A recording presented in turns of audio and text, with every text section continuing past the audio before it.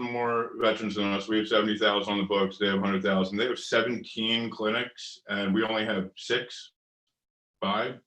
And most of the time, we have 1 or 2 therapists in there when we have the most veterans per capita out of any state. Back to you, Etienne. Those are stunning statistics, and needless to say, it's a challenge. Let's continue across the roundtable. Mr. George Armstrong, thank you for joining us tonight.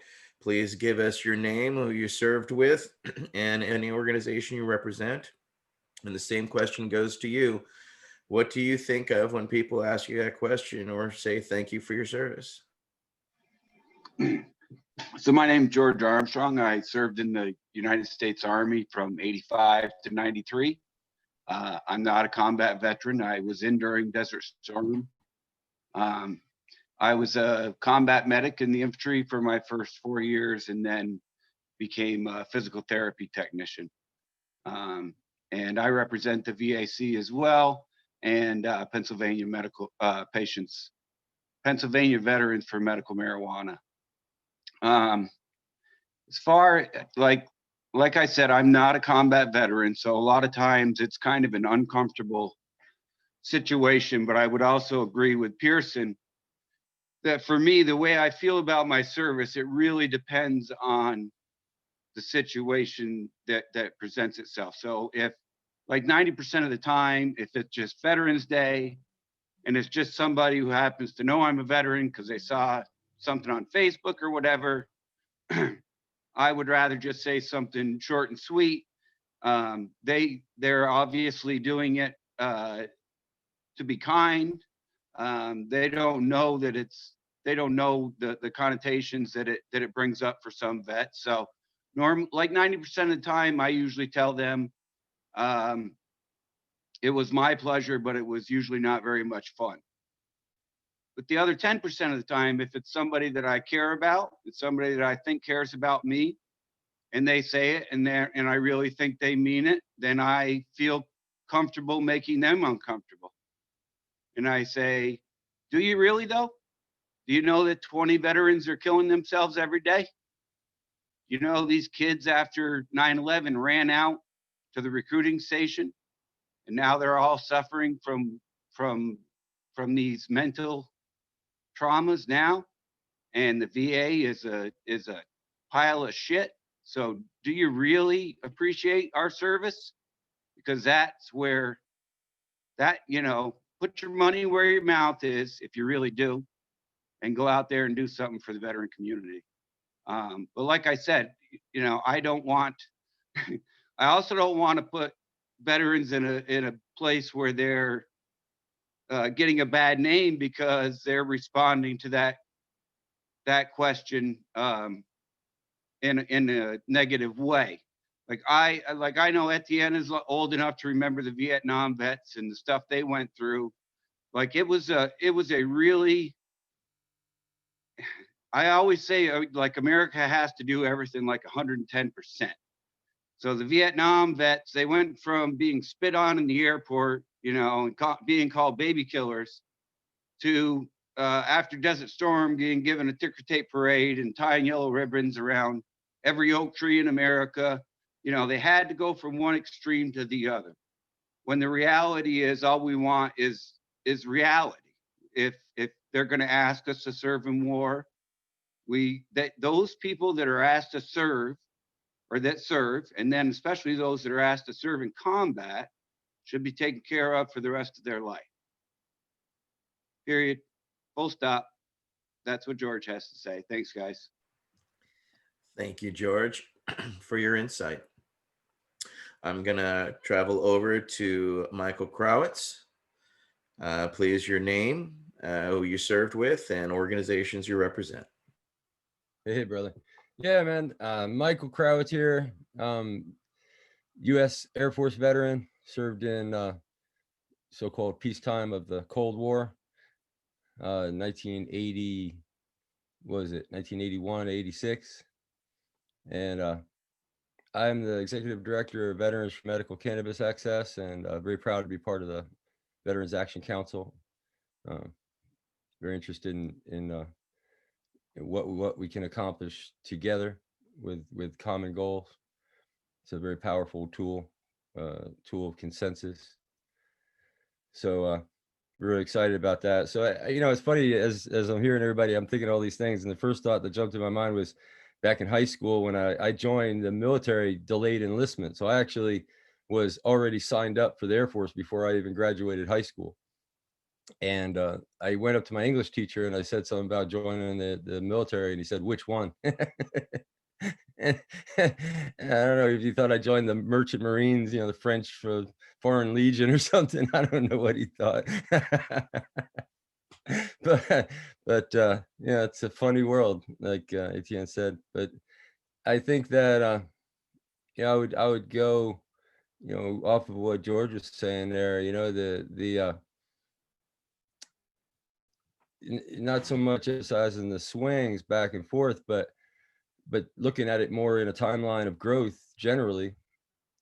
Not that I don't not that I don't agree. I do agree that the swings are kind of crazy and unnecessary and overlook the point. I totally agree with everything he said.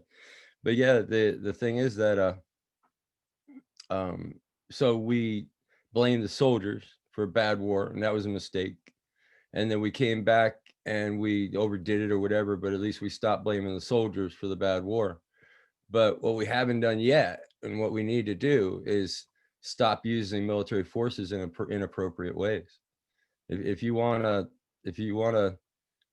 really honor veterans, you want to help veterans, stop creating disabled veterans as much as possible. I mean, it's not avoidable, but it is minimizable.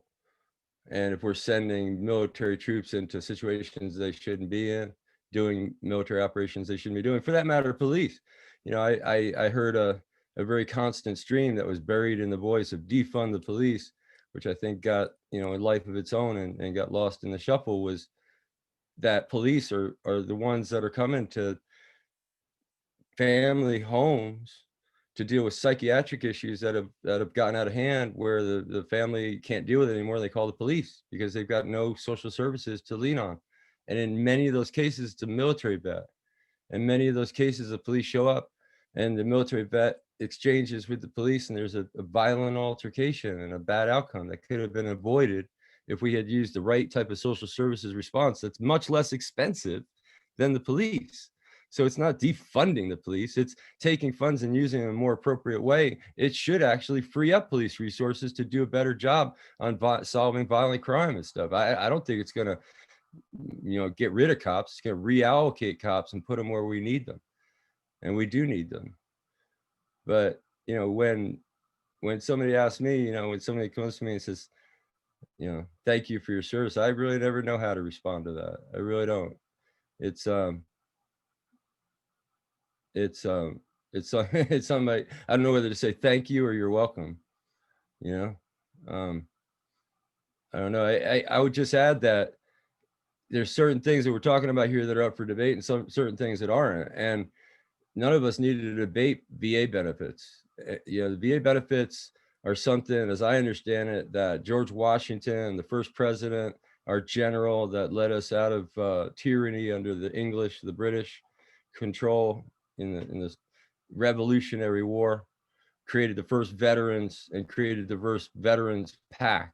And it was just a pact between the American people and military veterans that they would take care of them and do these things. There's no, none of us have any guarantee of any of these things. It's a promise that the American people have made to vets. And when you make a promise, as you send someone into war, you don't back off on that promise when they come home. You just don't do that. It's a bad playground rules.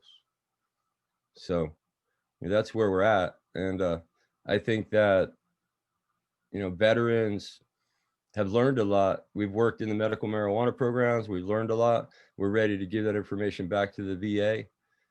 And that's what we want. We want to be listened to and engaged. I said a long time ago in the marijuana movement, we don't want to be used as props. We don't want to be put out there and, oh, we got a veteran, that shows up on the day of the event or whatever. No, we want to be part of the very first planning of that shit way, way back when. And and we want to be involved and know what's going on and be able to give our input. And our input's needed because we're working day to day with the federal government in a way that the rest of the cannabis movement isn't. So I'll leave you with that. Probably much more than you thought you were going to get with that question. No, this is why we're having this discussion. We bring, we're all different levels and layers of also being in the cannabis movement. So you are also one of my elders and who I respect, who's been doing it for much longer than I and carrying that torch in the darkness. So others like me and all of us could see. And here we are, we're rallying together. Rico, please, your name and who you served with and organization. And what do you think of when people say thank you for your service? Well, thank you, ATN, for hosting us and being the MC going here. And I'm going to defer to my elders, like you just said, a lot because Michael just hit it on the head. But my name is Ricardo Pareda. I'm from Tucson, Arizona, and I served in the United States Army with the 554 MP company, Ugly. And I don't know, my obviously all of our experiences are different, right? Different eras. So I was at the beginning of the GWAT. I watched like most people here, watched the attacks on 9/11 go down, and then made a decision that day that I was going to join. That was going to be my contribution. eh, I found myself in Iraq during OIF2, and there were a lot of things that happened during that campaign.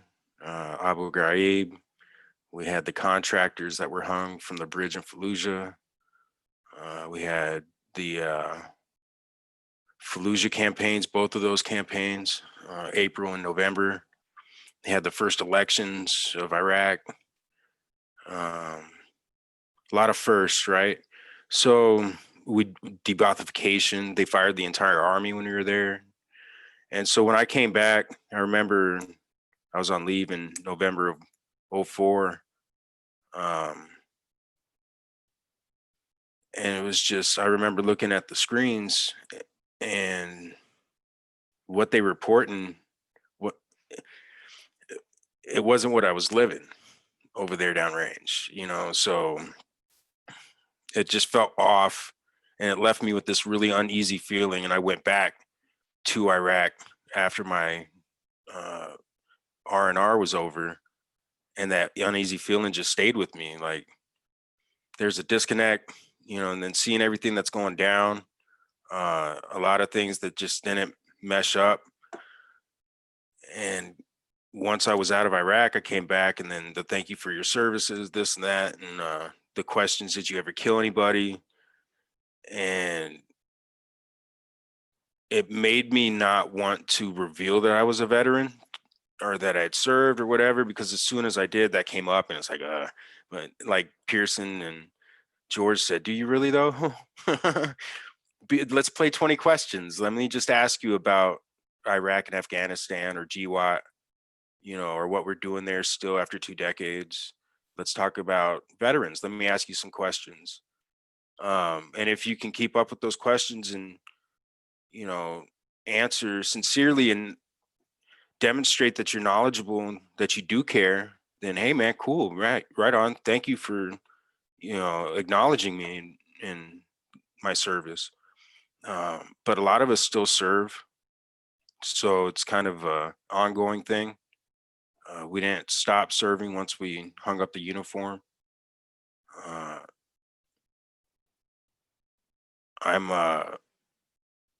I'm never really sure how to answer it. Like Pearson said, when it's family, I'm usually a bit more open to the discussion. Some friends, I'll talk to them about it, but mostly, unless there's a reason to discuss it, I'd rather not. like the work that we do, it gets trying because it feels like we never put that hat down. Like we're constantly in that mode.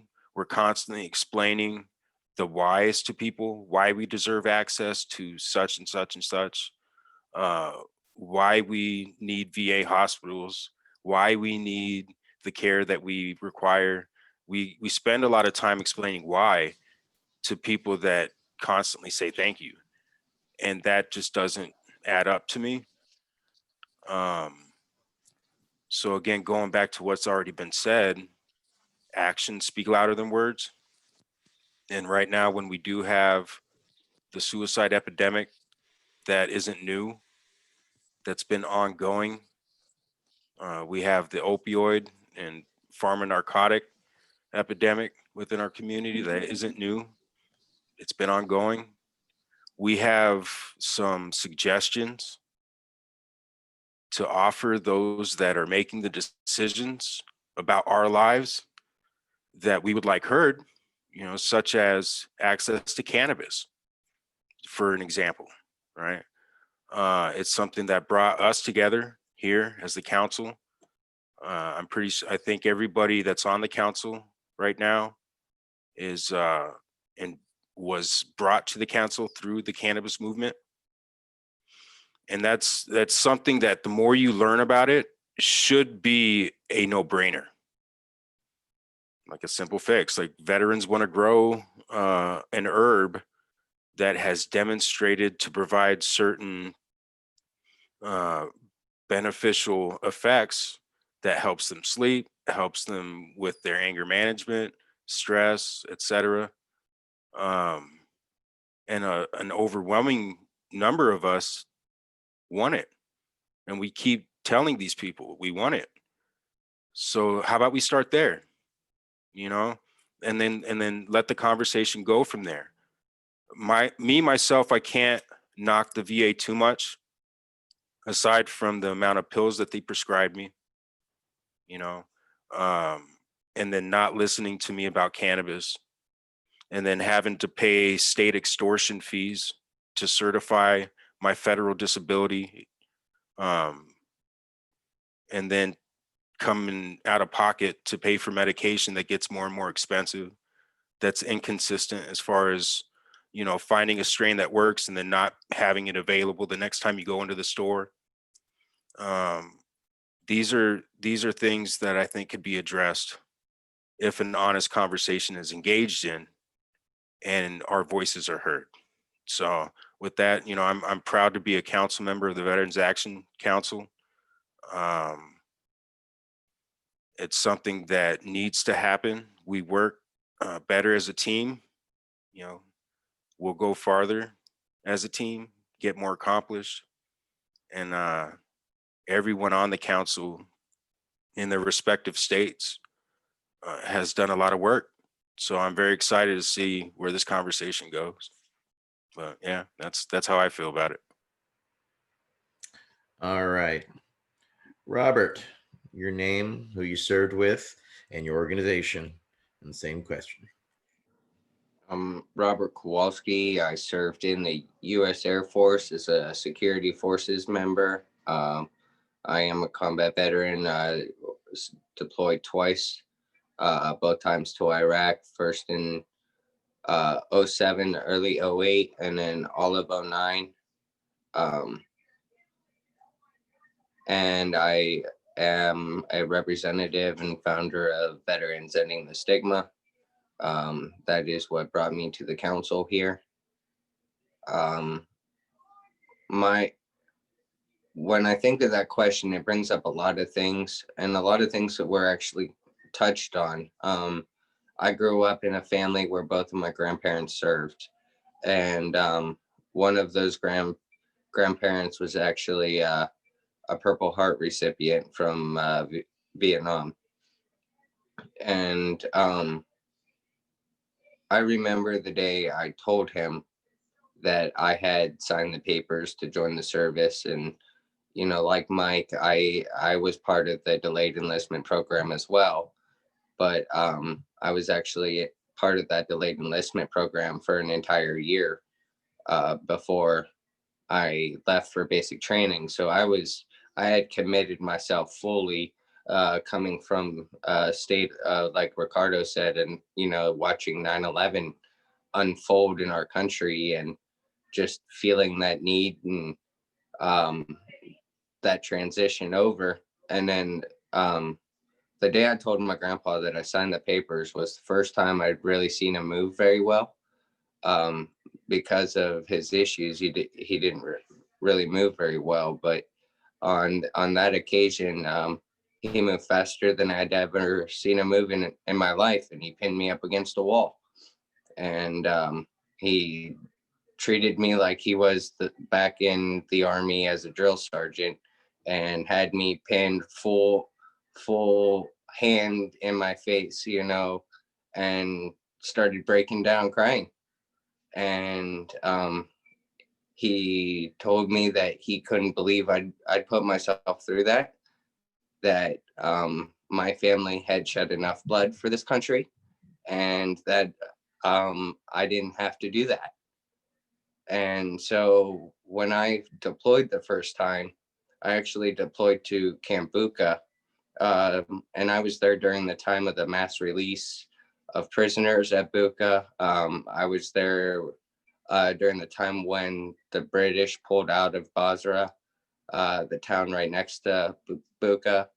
So it was quite an interesting time for us during this transition. And when I left Bucca, it really wasn't all that big of a deal, other than like I didn't really get thank you for your service all that much. I lived in a military town, whatnot. But what stands out to me is after that deployment overseas, I ran into a old VFW guy trying to get money, and I walked up to him, I donated money, and I was like, "Oh yeah, I'm a veteran too." And he told me I wasn't. And I was taken back by that and didn't understand what he meant by it. Because I had gone and I had served in a foreign war, even though I was still active, I was still a veteran of a foreign war at this point. And then it dawned on me and brings me back to my grandpa's story, and him breaking down.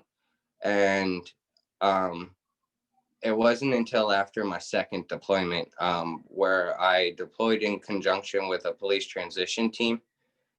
So I actually went over my second deployment and trained Iraqi police officers, and walked the ground with Iraqi police officers, spent most of my time in the Iraqi police stations, and was introduced to a lot of chaos and mayhem. Also during this transition, we here in the US experienced the transition of presidency. So in 2009, I was there during the takeover of the Obama administration, and under the parameters that Iraq and local Iraqis were under, that all US combat veterans were being pulled out of Iraq. So to continue mission under technically a combat role, when we were supposed to leave country, confused the Iraqi people and created a whole new dilemma of problems for us. But I remember coming home on R&R, and a lot of my PTSD comes and stems from survivor's guilt, which is something that really isn't talked about a lot. And why it's so difficult for me is because I actually, when my squad was hit while I was on R&R, and I was on forced R&R at this time, so I refused it probably a half a dozen times until the Air Force said, no, this is mandated, you have to do it. So I waited as long as I possibly could, left in late August, early September, and my deployment's supposed to be over in January. But when I was home was when my squad happened to be hit on a patrol, and we ended up losing the very first Air Force officer ever in ground combat in my truck.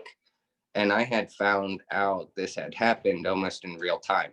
So I'm home partying, drinking, and here in Ohio, playing darts with a friend, happen to look at my Facebook, and all of a sudden I see people in my squad, you know, putting up badges and black tape, and I'm like, oh, you know, freaking out, like what happened? I'm not there, I should be there, you know, and all these things are going through my head. And come to find out, it's actually my squad, my people, going through the shit right now, and I'm here having a drink, you know, partying, and it devastated me. Like that was a blow to my soul at that point. And so going back, having to return back to that, my whole demeanor changed. I knew, I felt myself had changed already, just returning back to that type of situation, and knowing I was returning back and I'm not going to be able to see one individual ever again. You know, another individual, I don't know when I'm going to be able to see him again or what happened to him. And so like I'm complete mind fucked right now, soul's taking a big hit, and I still have my grandpa playing in my head. Why the hell did you do this? You know, your family did this enough. Why'd you do this? So then it was after that deployment that I actually experienced the thank you for your service type of deal. And it came from my family first. And I kind of said thank you, and like I appreciate it. But every time it's said to me, like it hits me again deeper. And it's like, but my service was built around destruction and death and trying to rebuild a country that we completely demolished and destroyed, just to come back home and to watch it on the news, the chaos and more destruction.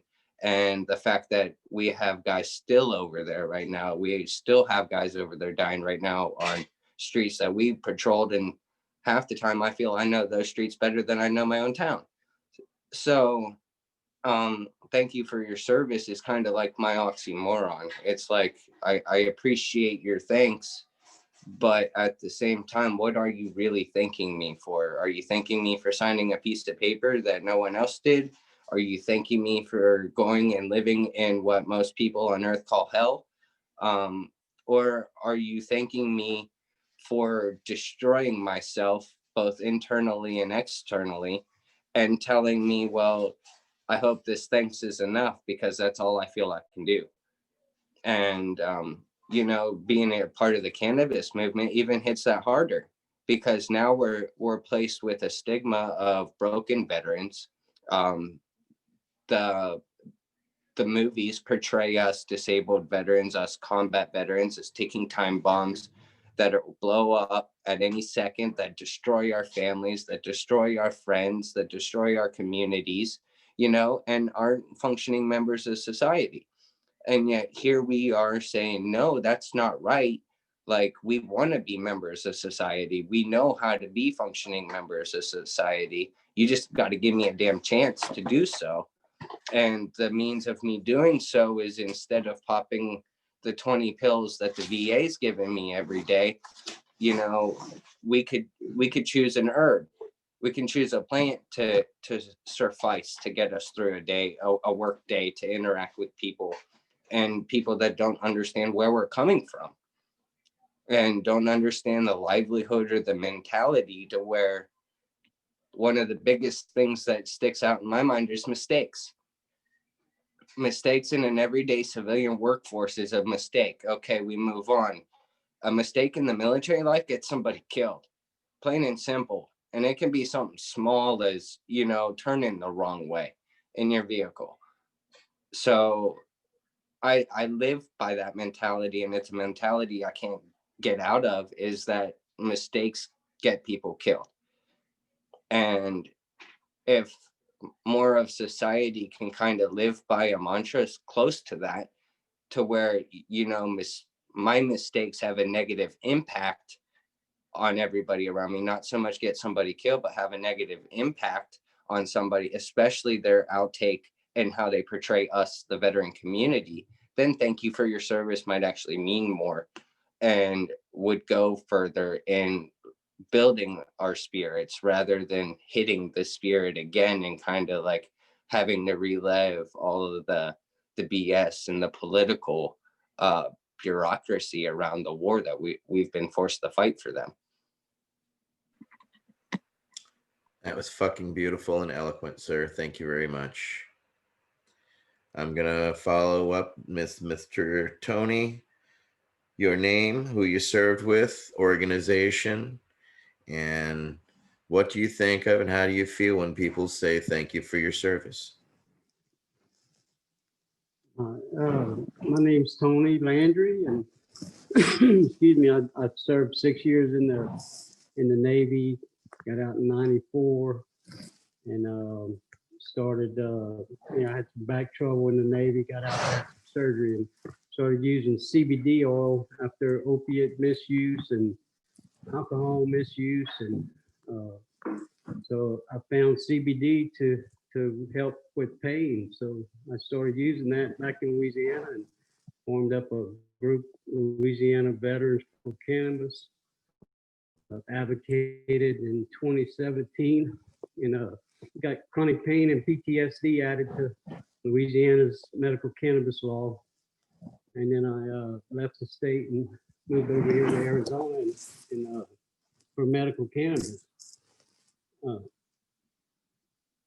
I thank you for my service. I didn't spend time in combat, and my time in the military is on board a ship in the States.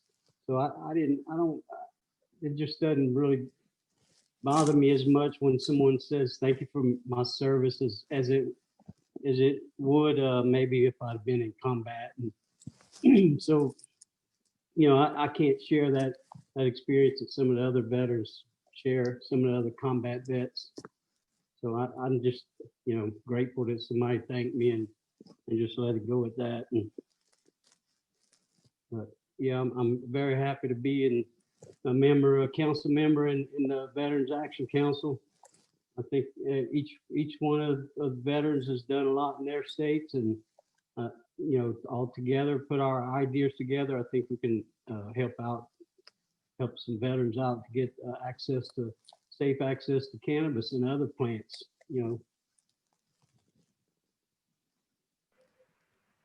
Absolutely, Tony. Myself, I also came from my stepfather. My real biological father was born blind, whereas my stepfather had actually served in World War II, and I had no idea he had served in World War II until one day I found a small box, said Purple Heart on it.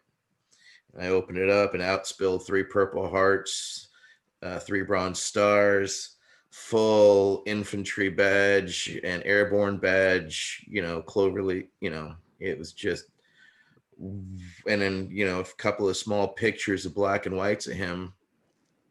He had run away, him and his brother ran away back when they were 16 to actually go serve in World War II.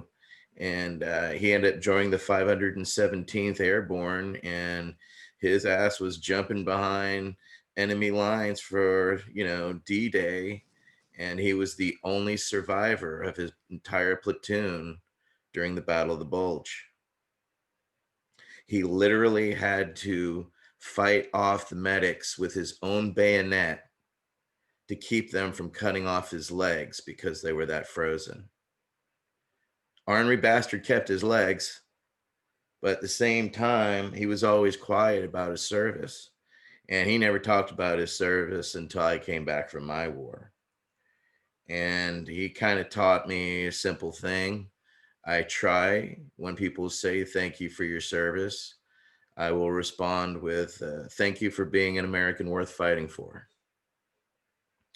I just kind of say it to kind of diffuse and stay away because I don't enjoy the conversation personally.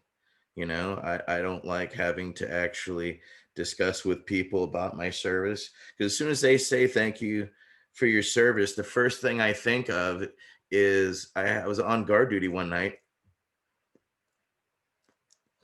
and this cute puppy dog comes running up to me, and I reach down to pet the dog, and the dog's got a human hand in its mouth. So every time somebody says thank you for your service, that's what I see. That's my visual. That's where I don't know. I've worked on it in therapy, and I've tried my best to think of and how to deal with it, but it's a frustration. It's a frustration everybody I know who's served with has felt, or feel awkward explaining. So that leads me to a question. What should civilians or people say to you to properly offer the acknowledgement that you served? I'm going to start going around again. Who wants to start? Oh, I'll start. So I think if we got the things that we were promised when we went in, they wouldn't need to say thank you for your service. I mean, or it would just be like, it would be a yeah, no problem. It wouldn't be such a big deal, or we wouldn't be talking about it right now because both ends would have been kept up with. And I think most, it's not, and I'm not trying to attack people, but it's one of these things that I think, like a lot of things in life, people just take it for what it is, what the media says, or what they believe to be, even though they've never experienced it. And if you don't truly understand what we're going through, or what we have to do, like, yeah, it's easy to say war must be terrible, or this or that, which it is. We're actually going to, we're trained to go kill people for in defense of the country. And like Michael was saying, a lot of the times it's not independent of the country, defending the country. It's some little skirmish somewhere that might jeopardize some supply chain, or someone else's interests. I mean, the stockholders of like KBR, when we were over there, they were big politicians. They were making a lot of money off of that, off those HESCO barriers. And there's just so much. It's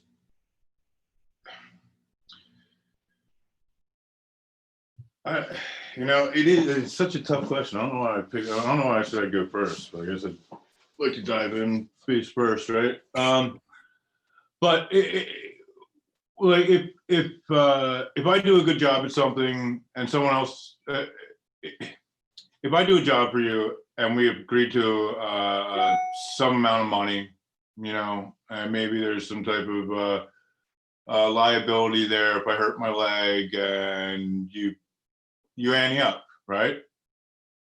You don't have to continue saying thank you for my service to me for the rest of my life because I have a bum leg now. No, we had agreed upon contract. One of us raised our hands and swore to give our lives for them, and we return when we're no longer needed. We're either decide not to stay in, or they decide that we're too broken to continue, and they no longer need us. So why put forth the effort to help us, or to live up to the end that the U.S. promised us? Yeah. All right. Who else would like to speak up on the issue? Please don't repeat know. the question. Yeah, Mike, you got it. Yes. Hardcore question. I don't think it's about really telling anybody what to say. I don't want to tell anybody what to say. And I'll acknowledge the thank you. And I'll probably say you're welcome, more than likely. But again, for me, it's coming home and then, okay, man, things are weird here at home. and then finding a way that I can help and still be helpful and of service, and working with people who are also trying to help and be helpful and be of service is the best thank you that I can think of, like demonstrating again actions, trying to, make our home a better place where we're living with our neighbors, trying to be kinder to one another, things that I don't always succeed at. I'm not always the kindest person. I say very mean things at times, very, very, very mean things.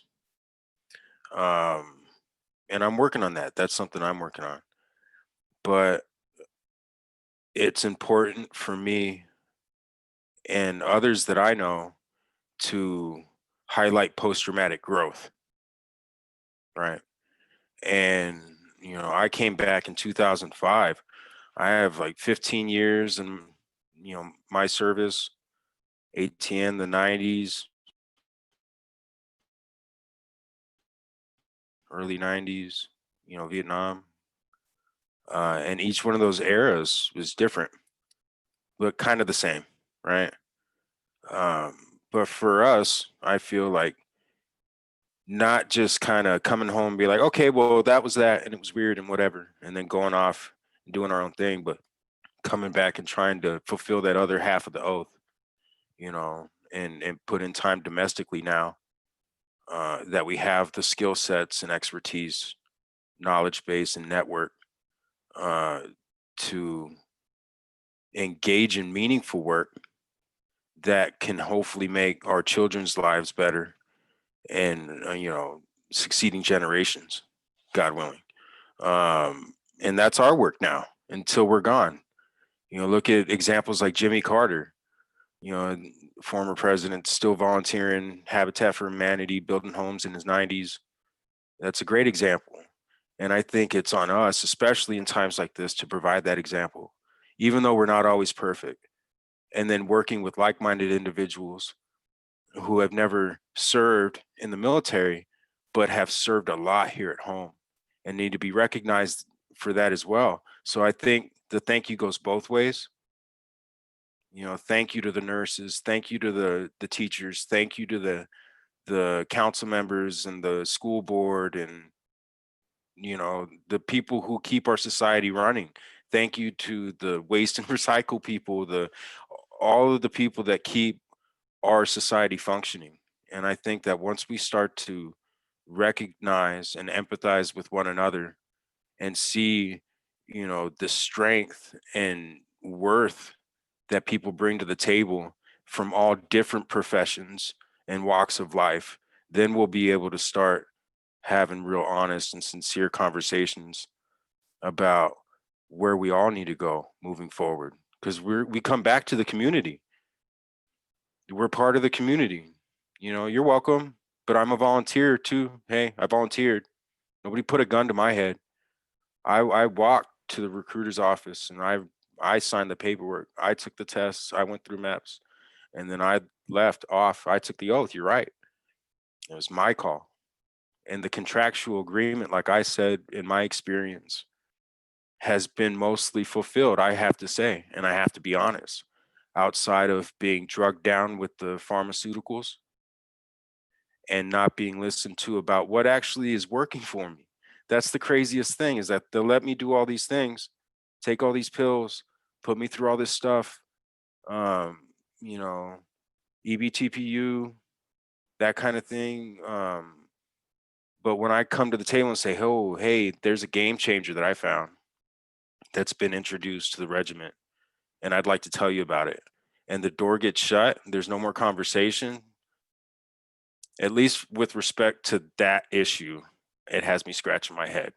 But I stay active in my society, in my town, in my state, and that's how I just don't even let it affect me. It just becomes like every now and then it'll come up, and then I'll have like a conversation. It's fun, I have to admit.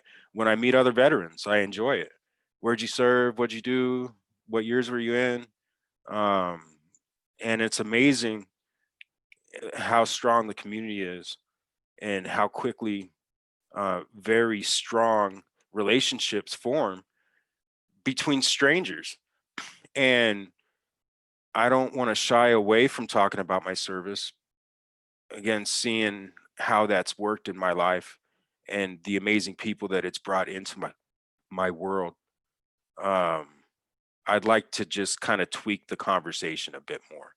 And then if I could, uh, maybe impress upon certain elements in our society in DC, why it is that we should be heard on these various issues like cannabis and, you know, DMT, ayahuasca, psilocybin, MDMA.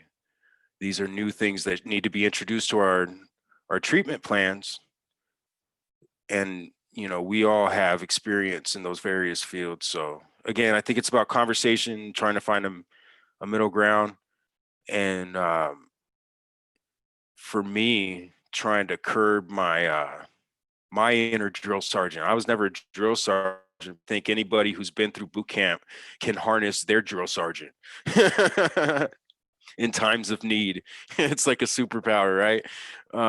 And then sometimes it just goes bloop, and it's like, oh wow, you know, that just happened. So harnessing that and trying to keep the conversations more constructive than destructive, and then forgiving ourselves when they kind of go off rails from time to time because we're human, but keep pushing forward with the conversation because it needs to happen with the amount of people that are dying and hurting. So yeah, I don't think it's about telling people what to say. It's about help showing them uh, how we want to live and interact with our world. Yeah, there's nothing like warriors to show you how to live in peace. Mr. Krawitz. Yes. Yeah, I guess something I guess to add to this. You know, listening to discussion about kind of the contract and that kind of thought. It just reminds me. I was talking to Al Byrne.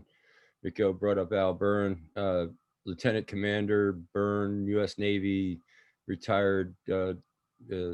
Worked with Vietnam era vets on post-traumatic stress issues and helped me in the work that we did nationally on post-traumatic stress as a qualifying condition. Real great insight. And it's funny, you know, I grew up with all these kind of folks in New Jersey that I had teachers that actually were at Woodstock and remembered it. And I had you know, my fifth grade teacher taught us how to sing by playing piano that he learned by ear and playing Eleanor Rigby. You know, we learned how to sing to Eleanor Rigby with the Beatles and stuff like that. And I just grew up with this sort of belief system that was very deeply ingrained in me from that 60s era, that the draft was bad. It was just automatic. It wasn't something I was thinking about. It was one of the things I sort of inherited as a thought process without realizing it. And I would have defended it very hard, you know, should you get an argument with me or something like that, probably. And I was just talking to Al Byrne, and in 2 minutes, he explained something to me that completely changed my position on, my little dog sees a possum outside the door in case you're wondering what's going on. But Al convinced me that I was wrong in looking at the draft. And it relates very closely to this conversation because, you know, if you have a draft, if you have a system that pulls people in, like some of these countries that have, you know, everybody that's a citizen has to serve a certain amount of time in the military. You know, I think Israel is one of those countries. If you have a system like that, then everybody, number one, everybody understands the military because they were all part of it. Number two, you don't have very, very rich people that don't ever serve in the military.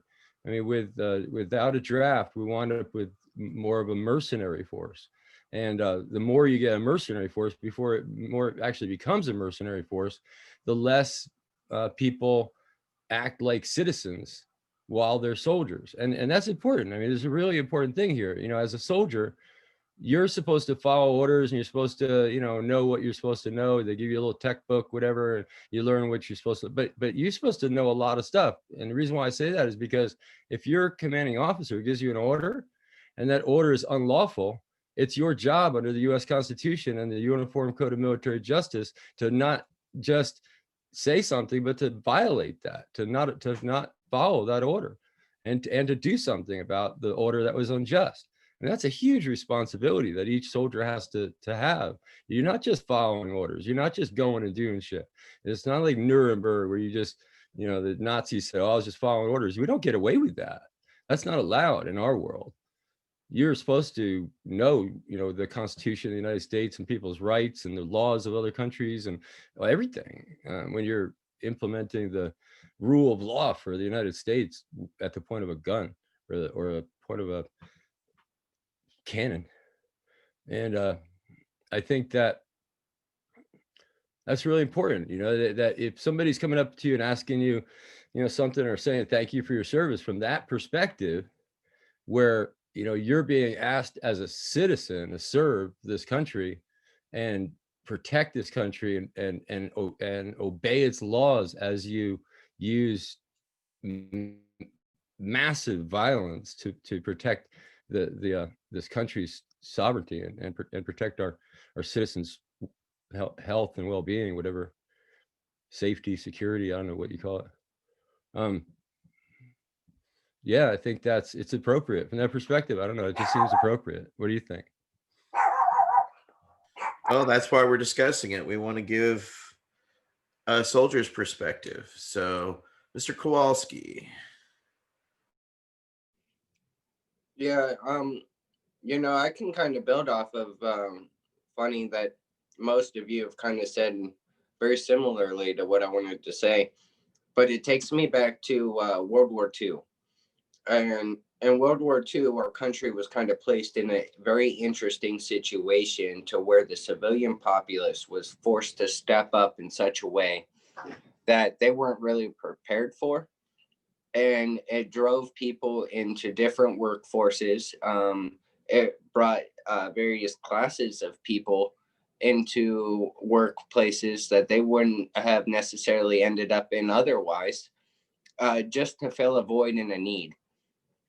And so when I think of it this way, and I think of our experience in modern day military, our world is changing so rapidly around us. And in the military, it is its own little cohort of time travel, in a sense, to where time doesn't change.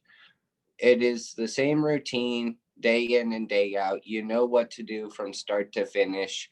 And essentially your freedom of speech is gone, and your freedom of will essentially is gone. Not so much in the aspects that you don't have choices, but so much in the aspects of what are those choices. So some choices are immediately taken off the table, understanding consequences.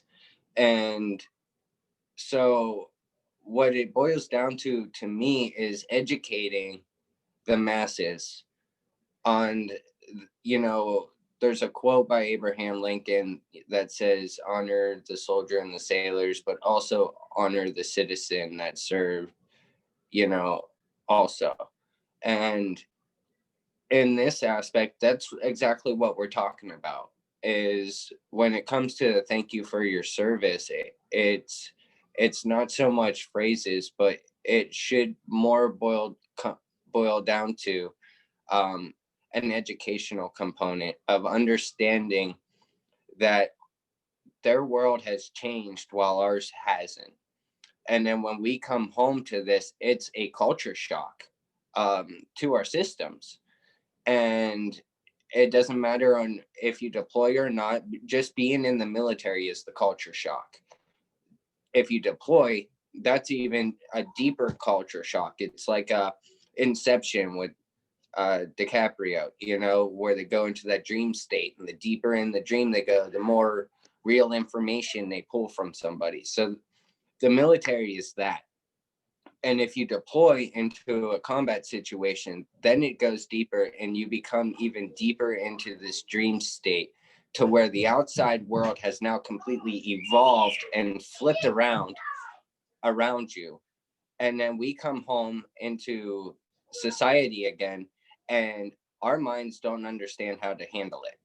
And civilians don't understand how to teach us to handle it.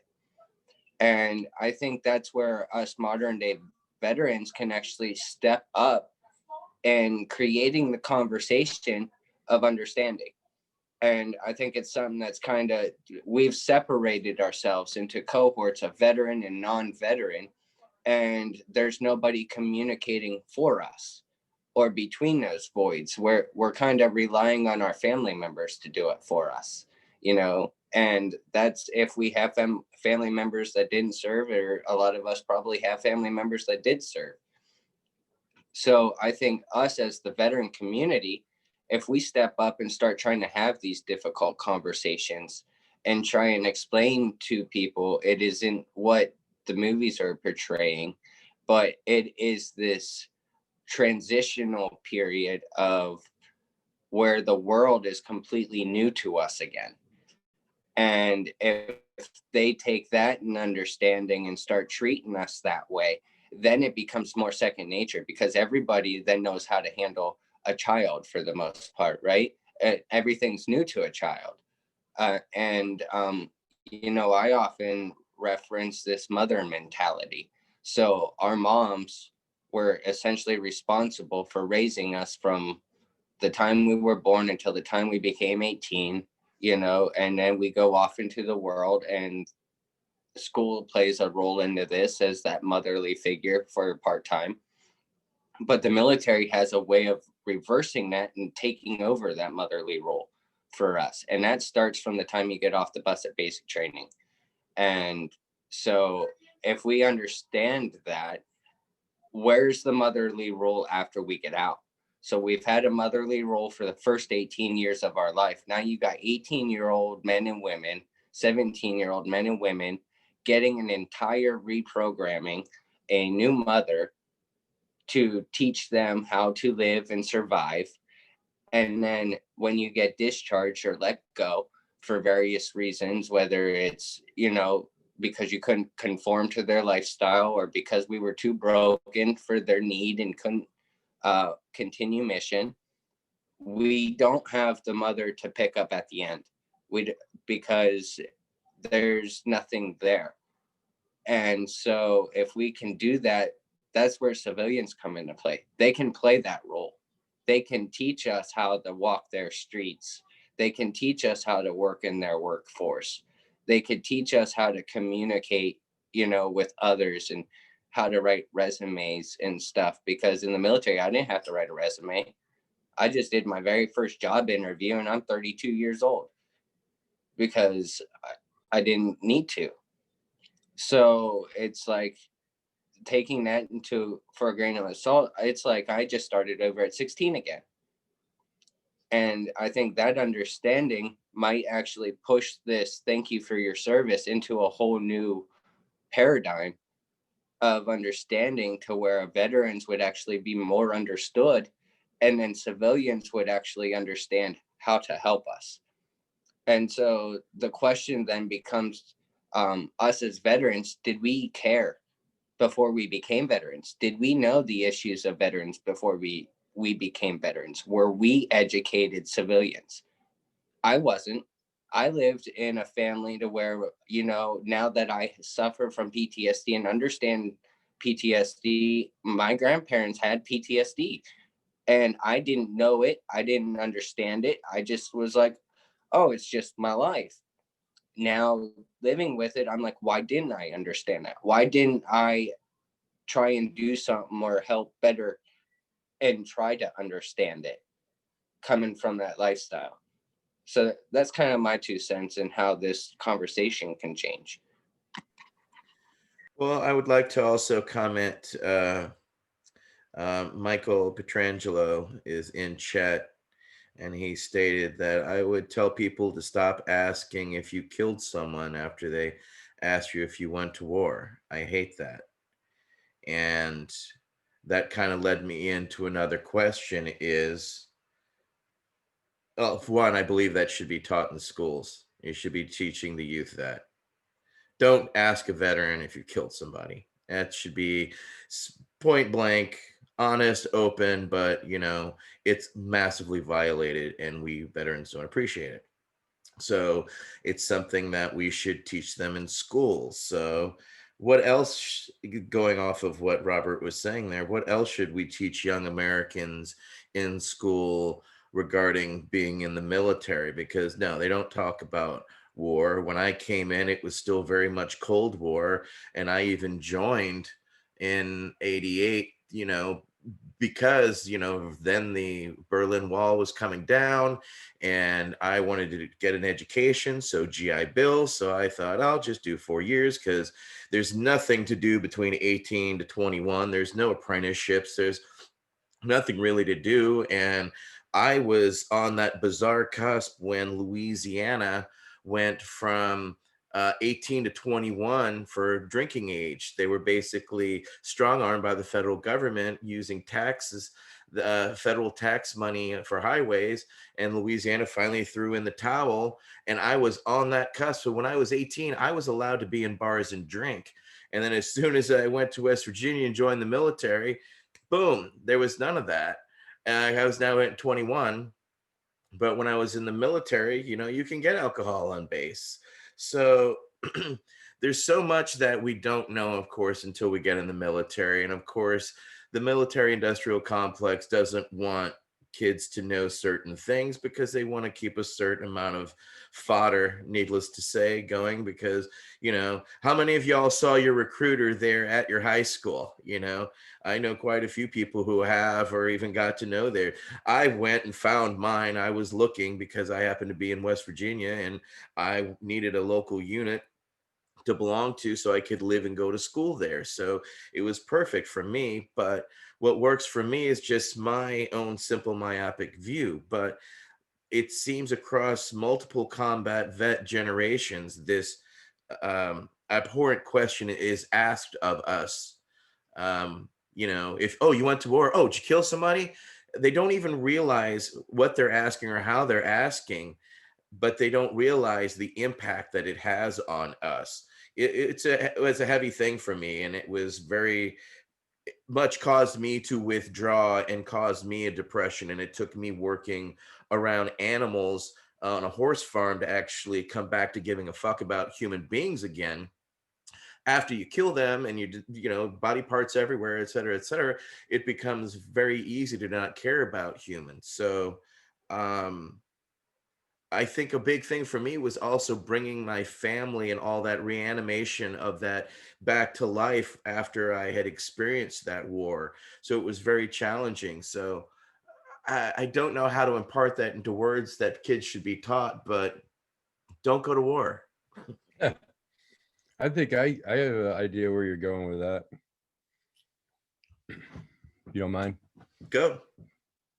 Yeah. I was just thinking about the things that we're taught in school. I picked in this roundtable just today, I've already picked on my school teachers a lot and maybe complimented them a lot, both at the same time. I don't know, depending on your perspective, but they really did a good job of teaching the Constitution and teaching the basic principles of this country. And as I was thinking, as you were talking, it's kind of like a dance. You don't want to have your little kids learning incorrect information, a false narrative of history, something that's just a political narrative or respin of something that it just has them doing little plays of stuff that they think back on later and think how ridiculous that is.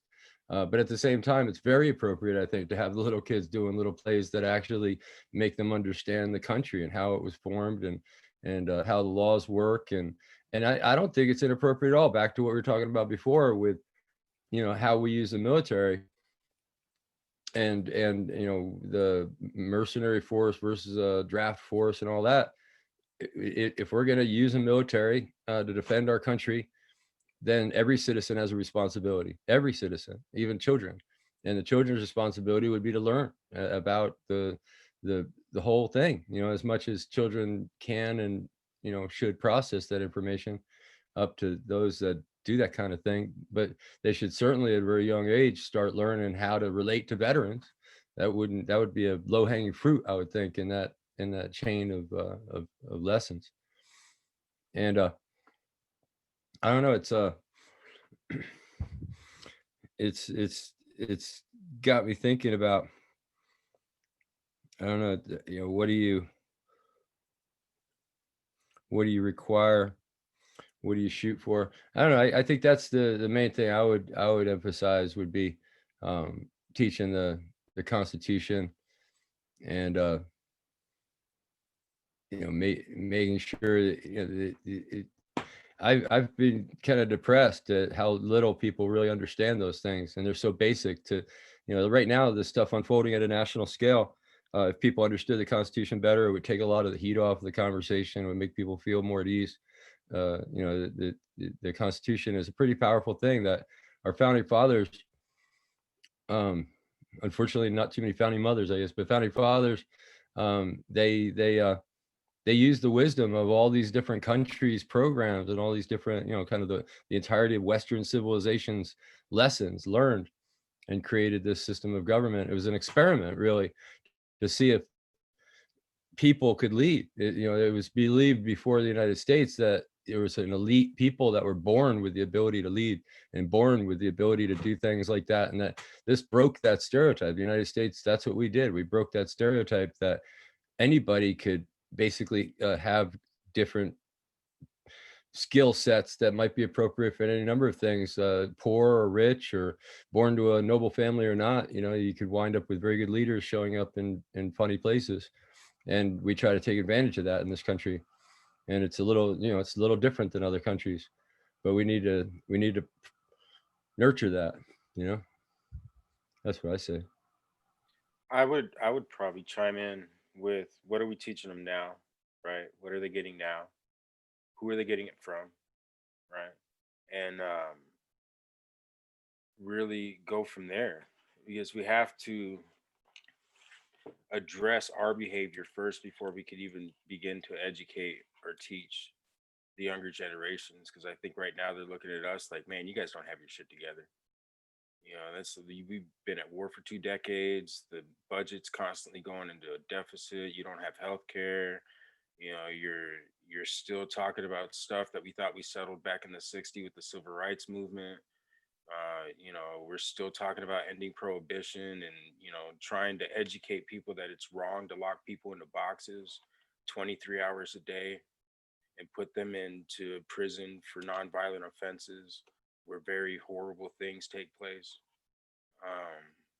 So these are conversations that the adults need to have amongst each other first, and educate each other and work to address those issues and demonstrate, again, through our actions, what it is that our children should be emulating. Because up to this point, we haven't provided very good examples. And that goes for multiple generations.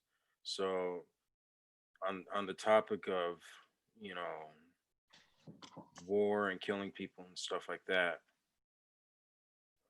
I would like to, maybe shift on what it is that we tell children now about how to resolve their conflicts in the sandbox. When Timmy pokes Bobby, and then, they go to the teacher, they start fighting, and they have to break it up, and then explain to them, like, you have to sit there, you have to share your toys, you can't, do this, you have to play nice. Really, the children are the ones that should be teaching us on how to best get along with one another. So I don't think the adults have a lot of room to speak right now. We should be paying attention to innocence, emulating that as best we can, and trying to be kind with one another in our policies, and imprisoning people because we're afraid of them, because they're actually going to do harm to us and stuff like that, and breaking down these barriers in our society. So that's what I think about the education and the teaching and the questions about war and killing and stuff. Pearson, what do you think they should be teaching in school? Well, I'm a big fan of spiral dynamic theory, which is just different levels of consciousness. And I gotta disagree with the reverting back to childlike tendencies. I think one of the big, and this might be a stretch. Well, no, it's not even a stretch. I think the things that are taboo to talk about in society right now, like religion and politics, are the things that we should be talking about because they're the most important things in our lives. They affect us so much. We're like the lower 48. Those who don't know, I'm down in Alaska. If you're watching, or up in Alaska, like all I hear is like shit burning down because like all this craziness, and like I went out of my way to read every book I could find on a lot of stuff that was supposedly being thrown around, and you know, it's like well, if these people actually like believe this or believe in what they think they believe in, they wouldn't be doing this because X and Y, or how it's one of those things where if two dogs are separated by a goddamn fence, they're just gonna sit there and bark at each other until they're on one side and the other's on the other. But as soon as that fence goes away, you see the dogs kind of like, oh, now we can talk face to face, you know.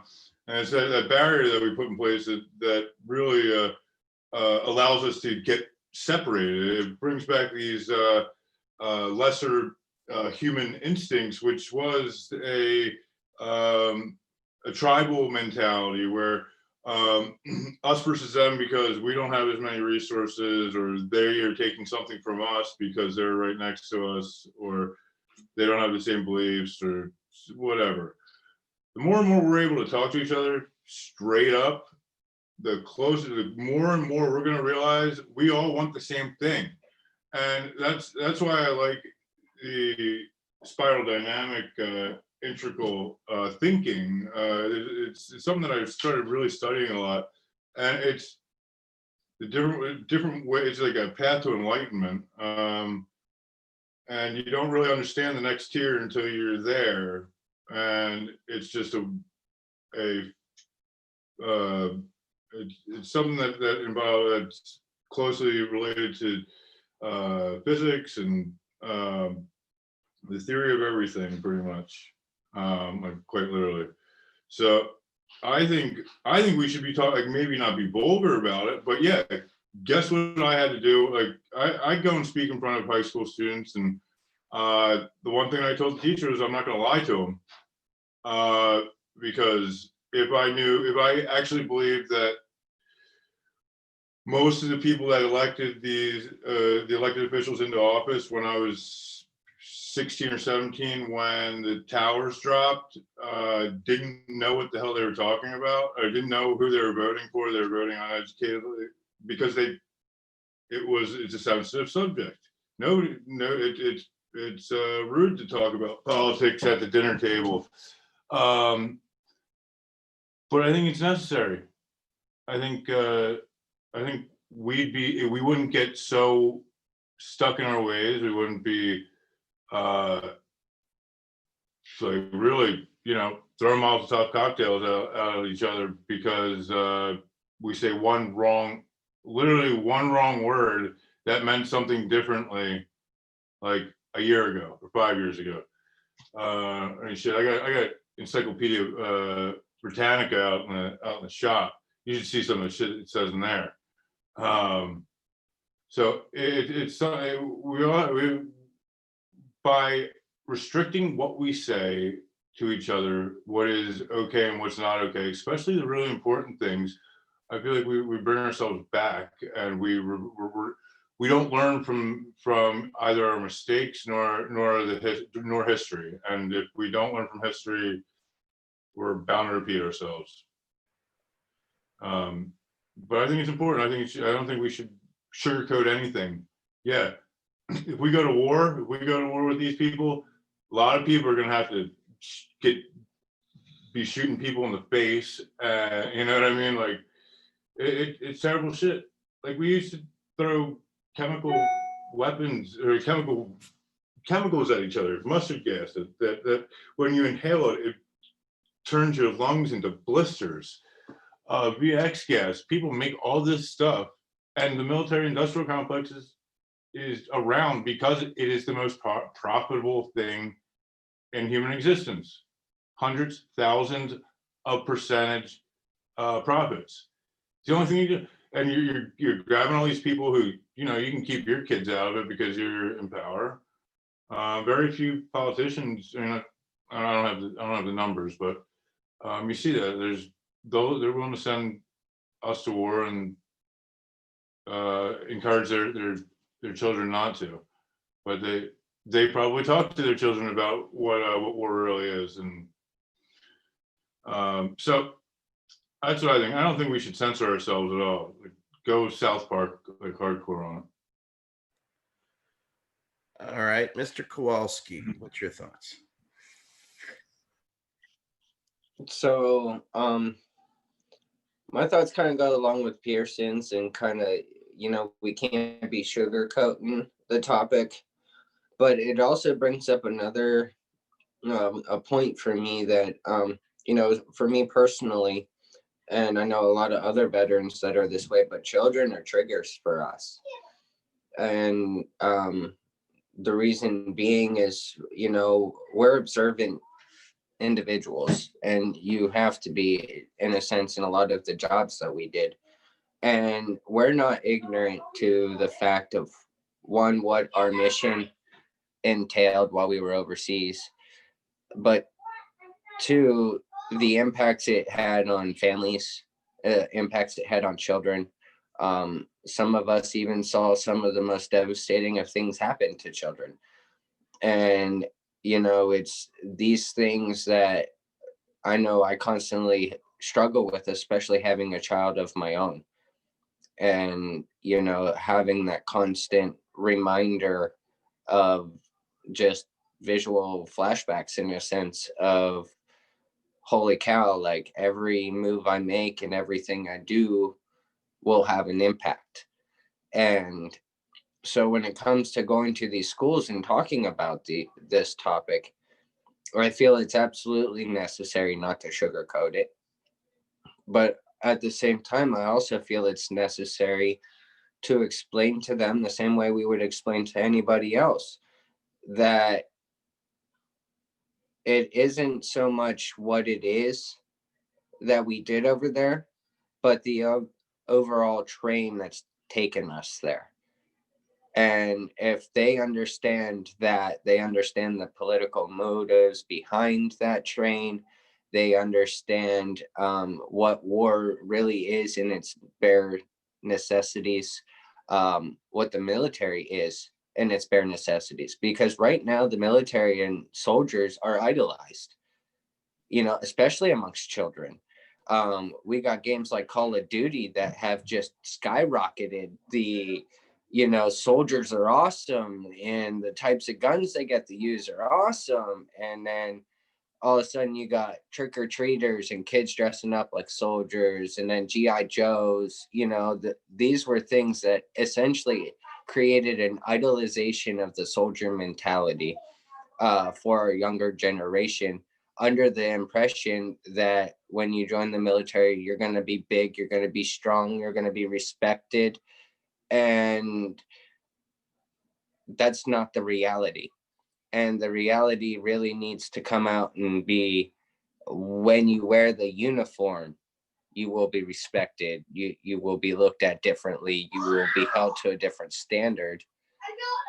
But when you take that uniform off, everything's going to change. And then when it comes to like the education piece, it takes me back to my core values in service. You know, what can we teach children?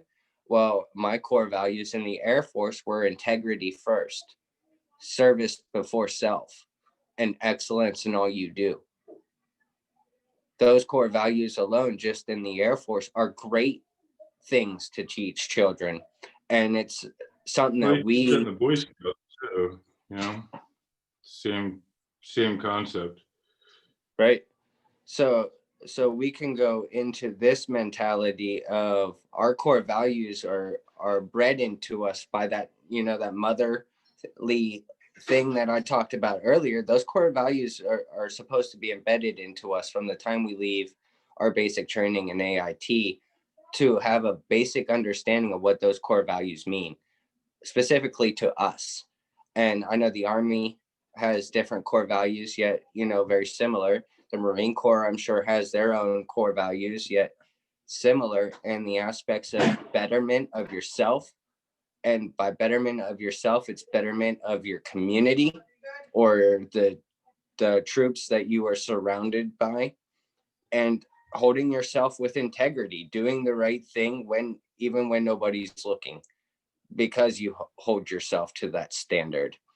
And I think that that's a great place to start, and starting to teach our younger generation an understanding of, one, military mentality, and two, creating that type of conversation is going to start taking us away from the more war conversation, the more violent conversations that we could absolutely have to scare the panties off of anybody, you know. But I think that's a good solid starting point in transitioning into these schools and creating these communicational gaps. Yeah, I mean, I when I'm speaking with the students or high school students, anywhere from 10th to 12th grade, yeah, it's first thing, I mean, one of the first things I say is, yeah, I went to war. I thought I knew what I was going into when I went into it, and I got back, and I still haven't figured out why I went to Iraq. But yeah, I mean, there's so I guess I have an issue when I speak. I kind of try to generalize everybody, all the general consensus of what I've gotten over the years with service members, which I guess is I shouldn't be speaking for them, or I shouldn't be throwing out or not sugarcoating, but going with what is the consensus, generally from what I understand it. But I mean, because like personally, I can't really. I wasn't going to college. I knew that. I hated writing at the time, and so the military was just something exciting for me to challenge myself with. But but you have to go to war if you got to go to war, you know. It's one of the downsides of it. I think, yeah, if we start building this thing, and I brought up the Boy Scouts, like the Boy Scouts, I never had a bad experience with Boy Scouts. Apparently, there's been a lot of issues with the Boy Scouts lately, or throughout time, and you see that with most organizations that have moral basis or moral values that are trying to be instilled in these either scoutmasters or priests, or just people take advantage of that, especially when it comes to like, teaching the younger generation what we think is necessary. So I'm not here trying to I'm not a psychologist, so but You're not. yeah, no, I don't think so. But I do, you know, maybe I am. So listen to me. All right. I'm sorry. George, what do you think they should be teaching these kids to get a better understanding of your service, what you experience, and caution them? All right, so I think I'm going to go back and tie into. I didn't get to talk on what I think they should say, and I agree with Pearson. I think that's a really difficult question. but I think everything we said since then really ties back into that. And I think really what I want, like, my problem with it, honestly, is like I said, like 95% of the time, I just want to say thank you to get past it. But I think the real answer is to have a conversation. So I would like to see them not have that easy out. You know what I mean? I think we've given, America's kind of given that thing. Hey, if you see a veteran on Veterans Day, you just say thanks for your service. You know what I mean? That makes you a good person, and you go on with everything. And you know, that's great. And we appreciate that. But really what needs to happen is there has to be a tough conversation. It's the same thing with kids. And I personally think that responsibility should fall on the parents. I don't think you should expect the school system to be the place where your kids are going to be taught about something as complicated as war and the military industrial complex. With each kid, it's going to come at a different time in their life. They're going to ask you at a different time. So I think all of this comes back to having a conversation, especially with your own kids, you know, so when they get to be 15, 16, 17 years old, and somebody they went to school with comes back from war, they have the information that they know it's not appropriate because you've sat down and had a conversation with them about how you're going to talk to people about their experiences, especially when it comes to combat. So I think the answer is having difficult conversations. It doesn't matter if it's with your kid or with the general public. Like I said, I kind of wish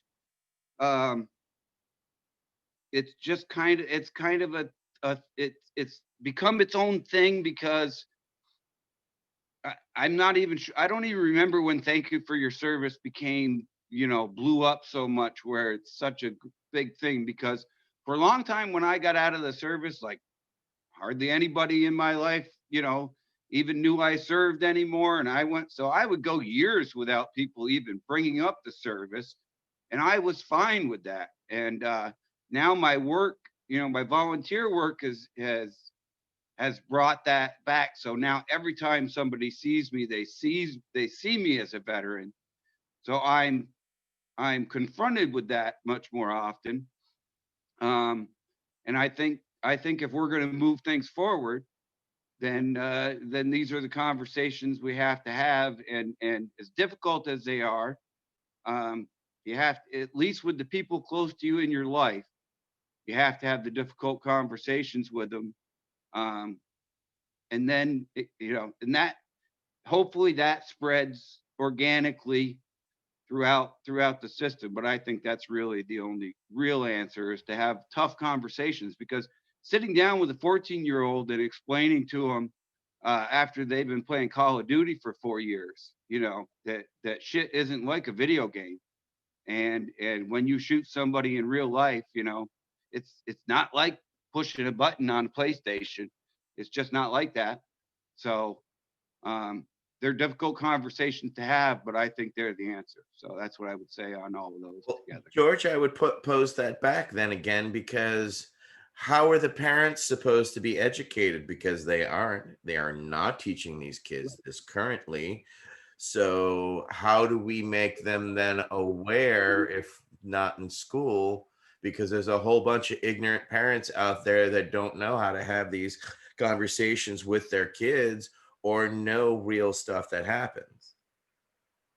Yep, and I get that. But like I said, as a veteran family, as a military family, I think we should have the conversations. I think most of the people in this group come from military families, and we can probably all say that until they figured out we were going to go jump it, you know, that we were going to go raise our right hand, most people and most of the veterans in our families didn't have this conversation with their grandchildren or their children. And so I think that's what the veterans have to have the conversation. Am I against educating in schools? Absolutely not. But I think you're gonna when you go into schools, you're going into thousands of different school systems. So every different school system is going to want to restrict what you say, or they're going to allow different things to be said to their kids. And and you know, it's just a talking to kids to me is a slippery slope, especially about something as difficult as that, because I think we all feel kind of like when I went in 1985, and you couldn't watch a football game without every commercial was either an Army, a Navy, or a Marine Corps commercial. Like when Reagan was in, they were trying to build up the Army and the Navy and and the Marine Corps. And let me tell you, they did it. And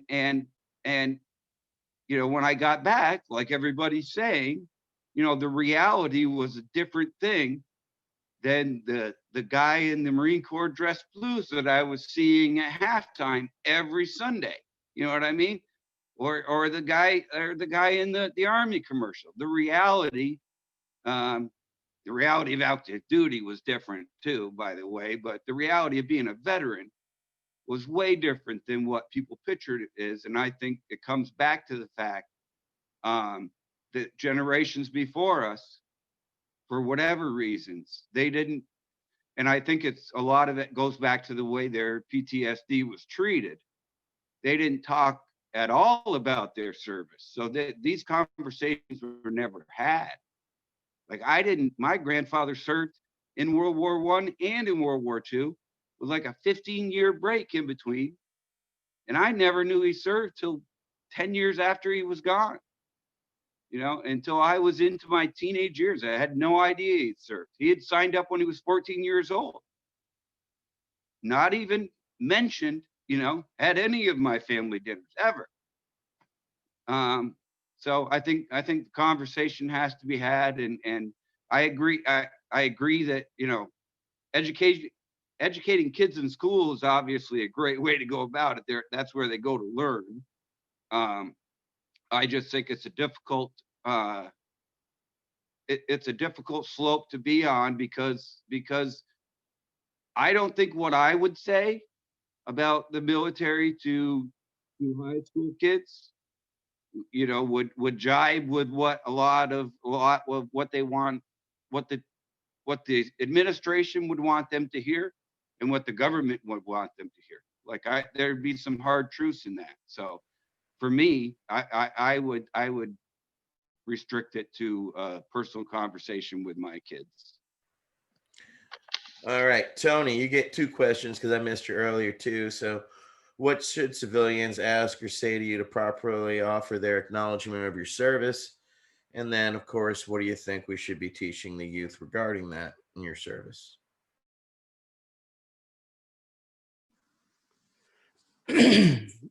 Yeah, the thank you for your service.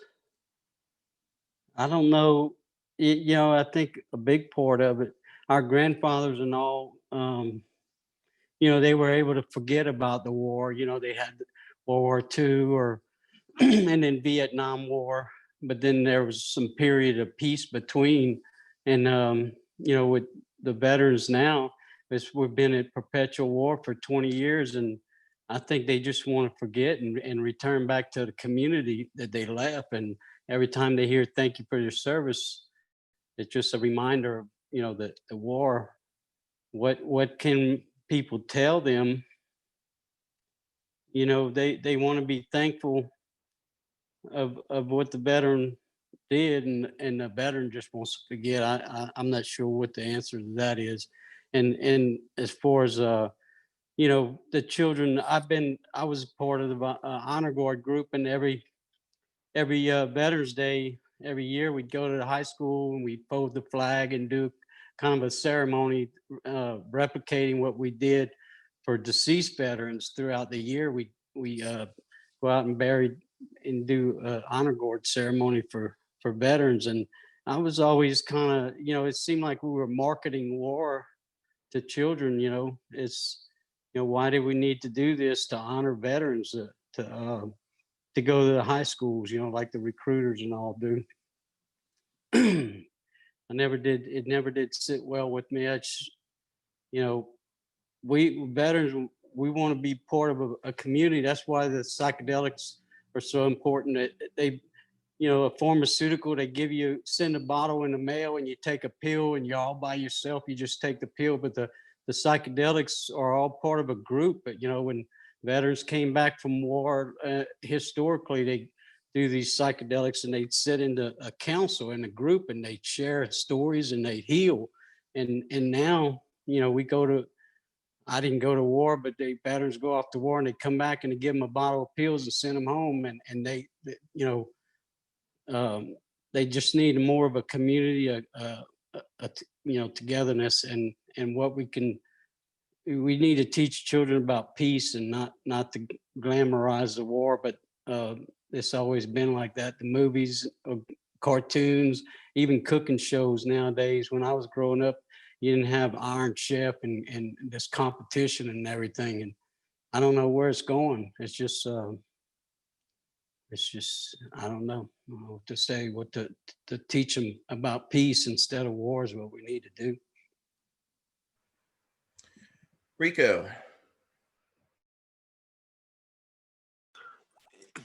Yeah, I wanted to chime in on the upbringing and how kids are raised. You know, each of us have our own experience, even within families. Our experiences differ growing up. Me personally, I had a great relationship with my grandfather, who was served in Korea, was an MP, and was a big reason why I went into the military police corps. My cousin and I, we sat down and we had many lengthy discussions, pre and post 9/11, about the merits of military service. When should we fight? When is it, at the honorable thing to do? Service as being a good option for a career path, that kind of thing. Come from a long lineup of people who were engaged in the service, either military, police, or fire. And so it was just an ongoing conversation and a lifestyle, really, about volunteerism, doing good in the community. Difference between right and wrong. Not that I always did them.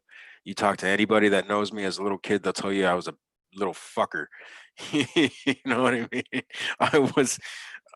But there were these lessons on what is right, what's proper, how to be on the level.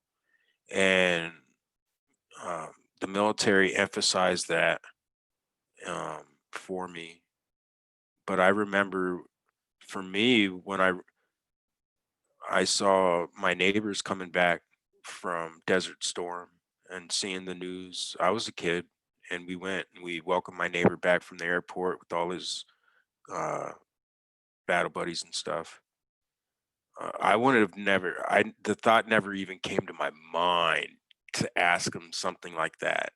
I was just in awe of them, like having seen these reports, having seen these big people with all their gear coming through the airport terminal, um, and then hearing, because my grandfather had all kinds of VHS cassette, tapes and stuff like that about the World War II, Korea, Vietnam, that kind of stuff.